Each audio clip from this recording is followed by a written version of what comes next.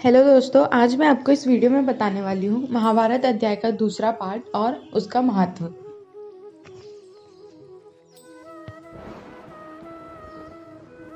श्री कृष्ण दया से युक्त नेत्रों में आंसू भरे व्याकुल चित अर्जुन से बोले, हे अर्जुन, अनारी के मुख सेवन करने योग्य अपयश कारक नरक में गिरने वाला मोह इस समय तुम्हारे मन में कहाँ से आया? तुम कायर मत बनो, यह तुम्हें शोभा नहीं देता। तुम हृदय की दुर्बलता को त्याग कर युद्ध के निमित्त खड़े हो जाओ। अर्जुन ने कहा, हे मधुसूदन, मैं रण में पूज भीष्म और द्रोणाचार्य के ऊपर बाण प्रहार कर कैसे युद्ध कर सकता हूँ? इस लोक में महात्मा गुरुजनों को ना मारकर भीख मांगकर भोजन करना उत्तम होगा, और अर्थ की कामना के लिए तो गुरुजनों को मारकर उनके रक्त से सने भोगों को भोगूंगा। हम नहीं जानते कि संग्राम में हम दोनों में कौन जीतेगा। यदि हम जीत भी लें तो भी जिनको मार करके हम जीवित रहेंगे, क्या हम जीवित रह पाएंगे? इसीलिए मैं आपसे पूछता हूँ, आप मेरे गुरु हैं, मैं आपकी शरण में हूँ और मैं आपका शिष्य हूँ, तो आप मुझे बताइए कि मैं क्या करूँ। मुझे पृथ्वी का निष्कंटक राज्य मिल जाए और देवताओं का भी आधिपत्य मिल जाए तो भी ऐसा कोई उपाय नहीं। हे गोविंद, मैं युद्ध नहीं करूंगा। यह कहकर अर्जुन चुप हो गए। तब संजय बोले, हे राजन, दोनों सेनाओं के मध्य में खिन्न होकर अर्जुन बैठे।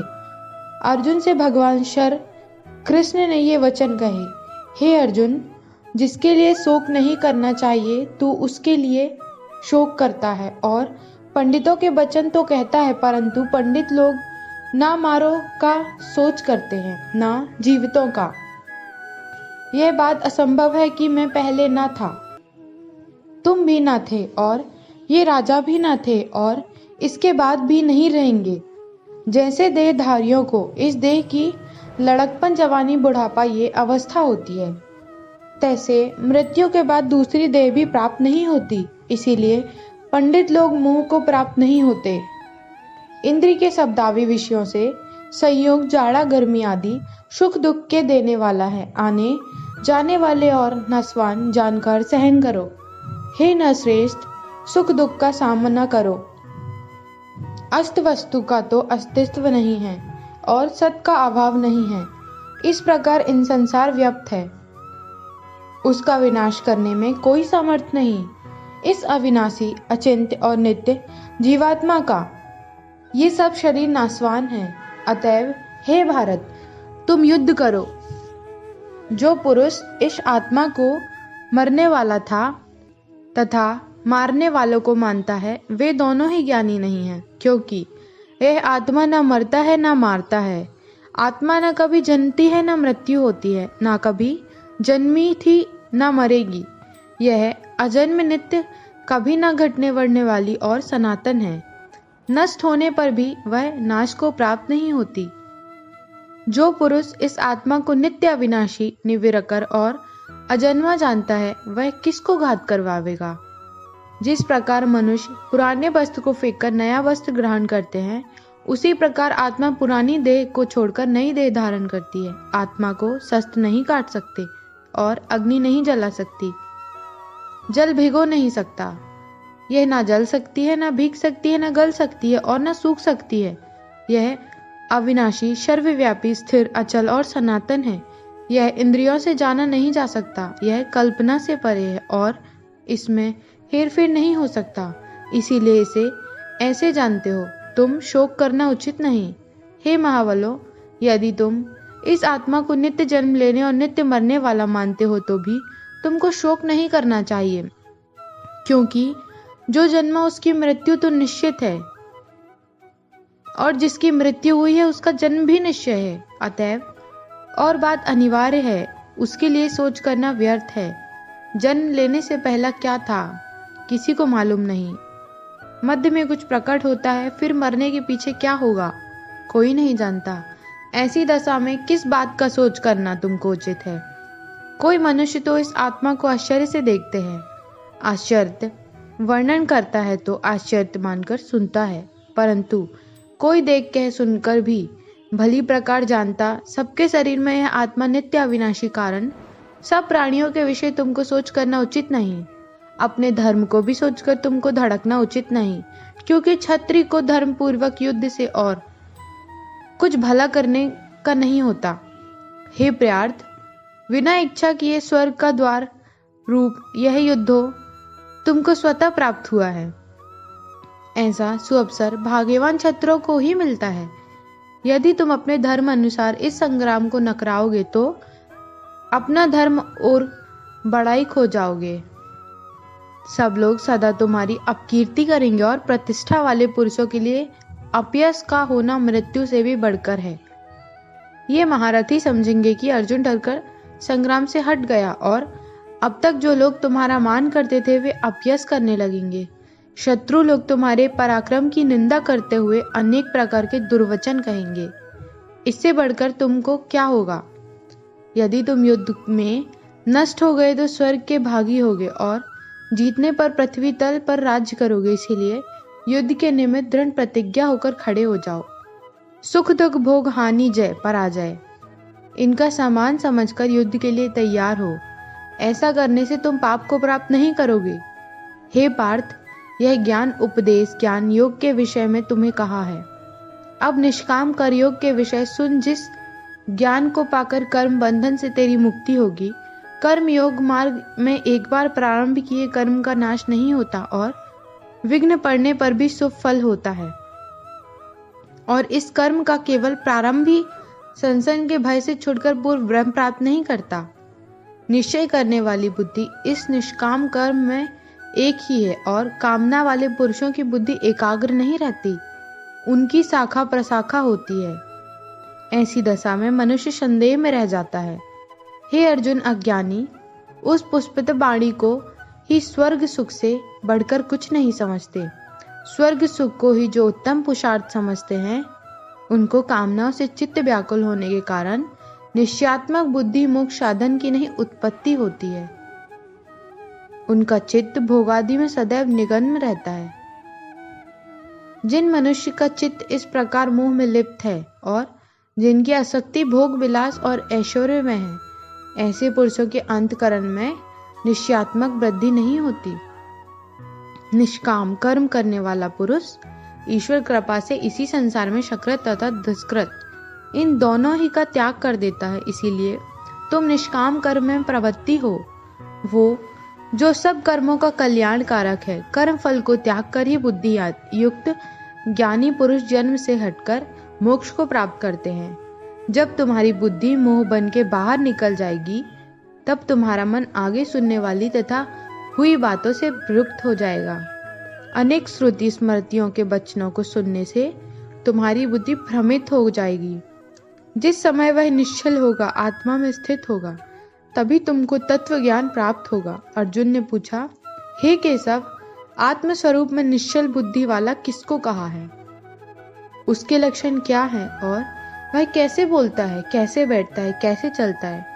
श्री कृष्ण जी बोले, हे अर्जुन, जो महापुरुष मकई सब कामनाओं को त्याग देते हैं और अपने आप ही प्रसन्न रहते हैं, उसको निश्चल बुद्धि वाला कहते हैं।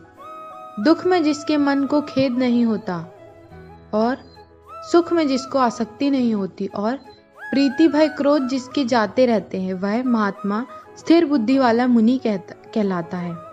जो सर्वत्र स्नेह करता है, जो शुभ पदार्थ प्राप्त होने से हर्ष नहीं करता, अशुभ से अप्रसन्न नहीं होता और उसी को स्थिर बुद्धि जानना और कछुआ जैसे अपने अंगों को सिकोड़ लेना। उसी तरह जो पुरुष अपने इंद्रियों को विषयों से हटाता है, उसी की बुद्धि स्थिर जानी जाती है। निराहारी पुरुष के विषय घट जाते हैं, परंतु विषयों में उसकी चाह बनी रहती है। परम ब्रह्म का अनुभव होने पर चाहे घट भी जाएं। हे अर्जुन, मोक्ष में प्रयत्न करने वाले विद्वान व्यक्ति को भी प्रबल इंद्रियां बलात्कार से उसके मन को जीत लेती हैं। इसीलिए सब इंद्रियों को विषयों से रोक मेरे विषय तत्पर को जाए। जिसने इंद्रियों को वश में कर लिया, उसी की बुद्धि निश्चल है। जो पुरुष विषयों के ध्यान में रहता है, उसमें उसकी प्रीति हो जाती है।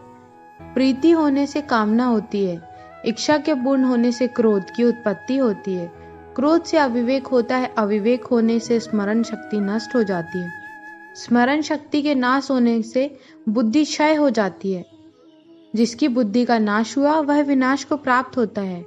जो पुरुष राग देश से रहित हो, इंद्रियों के विषय में सुख का अनुभव करे और अपने मन को वश में रखता है, वह शांति को प्राप्त होता है। शांति मिलने पर सब दुखों का नाश हो जाता है। प्रसन्न चित्त वाले की बुद्धि तुरंत निश्चल होती है। जो पुरुष योग युक्त नहीं है उसकी निश्चल बुद्धि उत्पन्न नहीं होती, ईश्वर में भावना भी नहीं होती। भगवान के ना होने से शांति प्राप्त नहीं होती। अशांत को सुख कहाँ से मिलेगा? जैसे वायु नाव को जल में खींच ले जाती है, इसी प्रकार इंद्रियां उस पुरुष की बुद्धि को नाश कर देती हैं जिसका मन विषय शक्ति से इंद्रियों के पीछे लग जाता है। इस कारण हे महाबाहों, जिसकी इंद्रियां विषयों से संवर्ता रोकती गई हैं, जो सब प्राणियों की रात है उनमें संयमी जगाता रहता है और प्राणी मात्र जिस समय में जागते हैं, मुनिजनों को वह रात्रि है। जल से भरे पूर्ण समुद्र में और नदियों का जल भरने पर भी वह अपनी मर्यादा पर रहता है। उसी प्रकार जिस पुरुष में इच्छा ना रहने पर भी सब विषय भोग प्रवेश करते हैं, उसी को शांति मिलती है। विषयों की इच्छा करने वाले को शांति नहीं मिलती। जो पुरुष सब कामनाओं को छोड़कर तथा इच्छा रहित विचारता है, उस और ममता अहंकार जिसमें नहीं है, वह शांति को प्राप्त कैसे होगा? हे पार्थ, ब्रह्मी स्थिति यही है। ऐसी स्थिति मिल जाए पर प्राणी फिर मोह में नहीं फंसता और अंत में समय में पूर्ण ब्रह्म को प्राप्त होता है। यहाँ पे गीता का दूसरा अध्याय समाप्त होता है और अब मैं आपको इसका महत्व बताने वाली हूँ।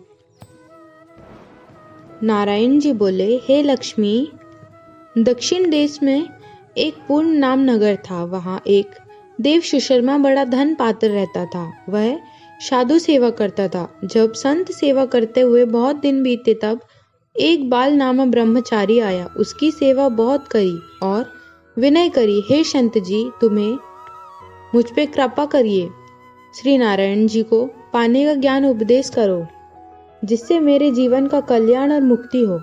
तब ब्रह्मचारी जी ने कहा, मैं तुझे गीता जी के दूसरे अध्याय को सुनाता हूँ, उसके सुनने से तेरा कल्याण होगा। तब देव सुशर्मा ने कहा, श्री गीता जी के दूसरे अध्याय सुनने कई आगे भी मुक्त हुआ है। तब बाल ने कहा, मैं तुझे पुरानी कथा सुनाता हूँ, श्रवण कर। एक एक आयाली वन में बकरियां चलाता था और वहां मैं भजन किया करता था।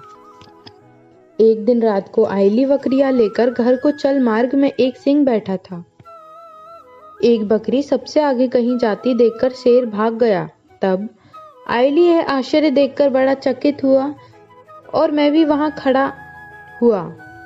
उस चरवाहे ने मुझे देखकर कहा, मैंने यह आश्चर्य देखा कि बकरी को देख शेर डर के भाग गया। तुम त्रिकालाज्ञ हो, यह वृतांत मुझे क्या सुनाओ। संत ने कहा, हे आयली, मैं तुझे पिछली बातें सुनाऊंगा। यह बकरी पिछले जन्म में डायन थी। जब इसका भर्ता मर गया तब यह बड़े डायन भई। जिस सुंदर लड़के को देख उसको खा लेवे और यह शेर पिछले जन्म में फंदक था। वह पक्षी पकड़ने बाहर गया और डायन भी बन को गई थी। वहां डायन ने उस फंदक को खा लिया। अब वही फंदक शेर हुआ और वह डायन बकरी हुई। शेर को पिछले जन्म को खबर है, इसीलिए बकरी को देखकर शेर ने जाना कि अब भी मुझे खाने आई है। तब आयली ने कहा, मैं पिछले जन्म में कौन था? तब संत ने कहा, तू पिछले जन्म में चंडाल था। तब आयली ने कहा, हे ब्रह्मचारी जी, कोई उपाय भी है जिसे कर हम तीनों इस अधम देह से छूट। तब संत जी ने कहा, हम तुम्हारे तीनों का उद्धार करेंगे। एक वार्ता मेरे से सुनो। प्रथम तो एक पर्वत की कंदरा में एक शिला थी। उस पर श्री गीता जी का दूसरा अध्याय लिखा हुआ है। मैंने उन अक्षरों को उस शिला पर देखा था। अब मैं तुम्हारे मन, वचन और कर्म सुनता हूँ। तुम सुनो। संत जी ने गीता जी के अक्षर सुनाए। तब उसी समय तत्काल ही आकाश में विमान आए। उन सब विमानों पर चढ़कर चले गए। अधम देह से छूटकर देव देही पाई और देव सुशर्मा भी गीता ज्ञान को सुनकर मुक्त हुए। देव देही पाकर बैकुंठ को गया। तब श्री नारायण जी ने कहा, हे लक्ष्मी, जो पुरुष श्री गीता जी के ज्ञान को पढ़े सुने वह अवश्य मुक्ति को प्राप्त होगा।